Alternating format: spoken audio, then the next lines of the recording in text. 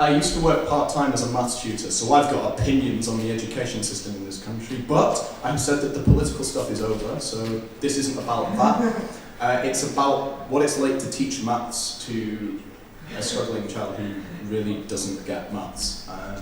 It's called Why the Long Face. Tommy wakes up and looks out at the sea, stretching seemingly endlessly southwestwards from his Somerset windowsill, sprawling toward a horizon of possibility. Tommy wakes up and looks out at the sand, silent and stoic, spread like preserve between sandwich slices, terrestrial and marine, but the solid face of a solid foundation, but sinking, shifting, submerging structures beneath its surface into buried treasure troves. Tommy doesn't trust the sand. Tommy wakes up and looks out at the sea, touted to him by careers fair leaflets, classified ads and glassy-eyed advisors, pressing conscious to his ear and hearing his delight at the waves within, while withholding from his hands the right to speak the shell should bestow. Tommy's babbling belief begins to weary into whinnying.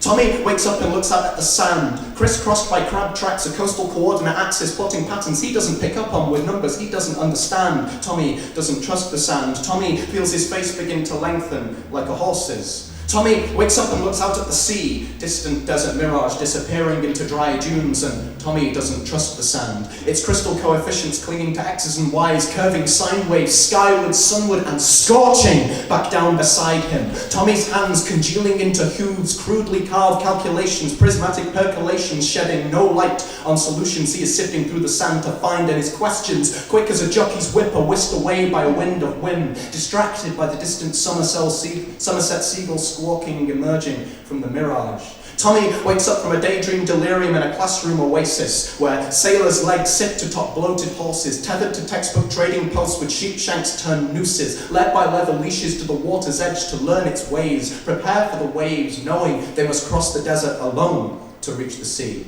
And Tommy marks the tales of his teacher, tracks the trodden paths taken by would-be sailors before him, knows to navigate the numbers by the stars, steering him toward that sea he so beseeches. Bedecked in saddle and stirrups, Tommy begins to believe, until reassuring hands resting on results envelopes refuse to recognize he's standing on sailor's legs in a desert.